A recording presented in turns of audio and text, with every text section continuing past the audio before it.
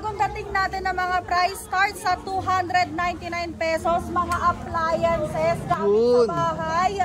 At iba't iba pa po. Meron tayong mga gadgets 299 pesos at mga nakabagsak presyo po. Ayan, kita nyo naman guys, punong-puno yung L300 dito. Ayun, saka magaganda pa yung mga box. Ayan, Ayan, pwede nyo pang paninda talaga. Air fryer natin sir, 399 lang. 399 air fryer, usong-uso. From 499. Usong-uso yan ngayon, yung mga air fryer. Ayan. Iba't iba pala yung mga appliances na darating. Kaya mag-start na sila magbaba guys ng mga item para makita nyo, no? Lahat ito ay babagsak presyo, lahat ng item. Tignan natin.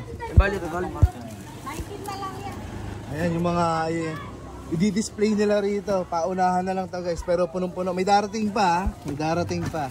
So hindi lang natin alam kung hanggang kailan to. Paunahan lang. Ayan mga speaker, oh. Ang lalaki. Ito mga rice cooker. Okay. Mga rice cooker, speaker, ayan guys, ang laki, oh. Napakalaking speaker.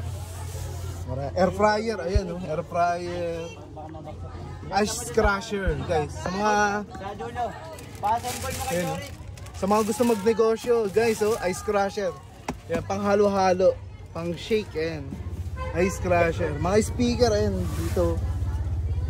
Lahat yan ibabagsak presyo ni Cheska dito sa Batasan Hills. Until supply last, Cheska. Yes po, hanggat maubos yung laman ng ating bodega. Pero punong-puno po sa yung bodega namin. Punong-puno kasi yan. Tapos marami pa pong parating galing doon sa ibang bodega na pinuno natin. So, mag-unahan na lang sila, yes, no? Po.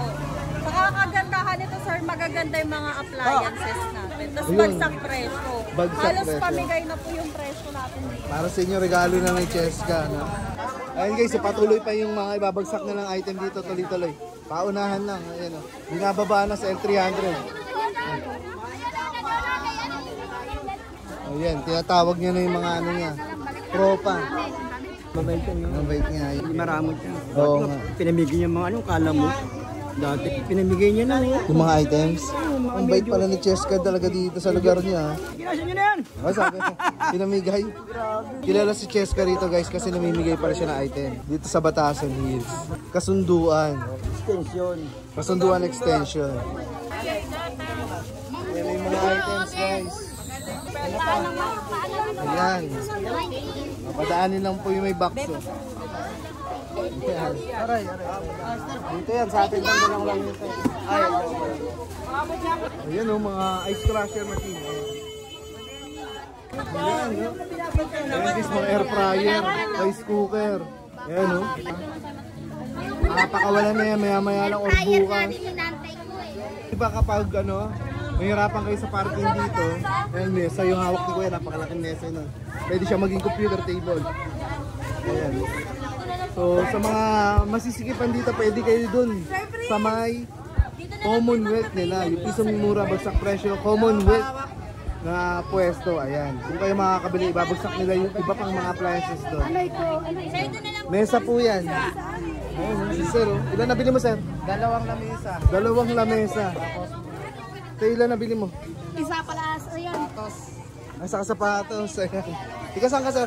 Sa Tagapayatas. Malapit ka lang dito. Sa may kabila lang, kaya naman nakahabol si sir. Dalawang mesa. Yes. Ang gamit sa negosyo. Ayun. Magkano sir?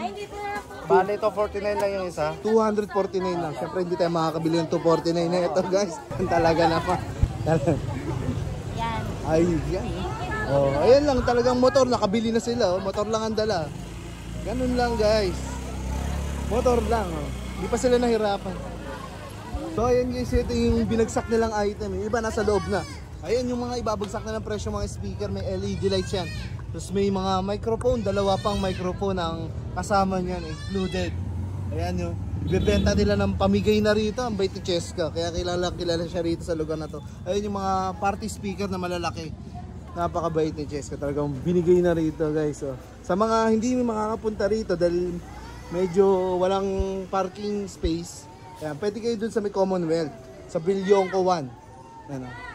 Bilyongko 1, ang landmark daw nun ay sa Mang Inasal sa Bilyongko. Ayan. So, ayan yung mga appliances. Air fryer, ang dami. Malalaking speaker.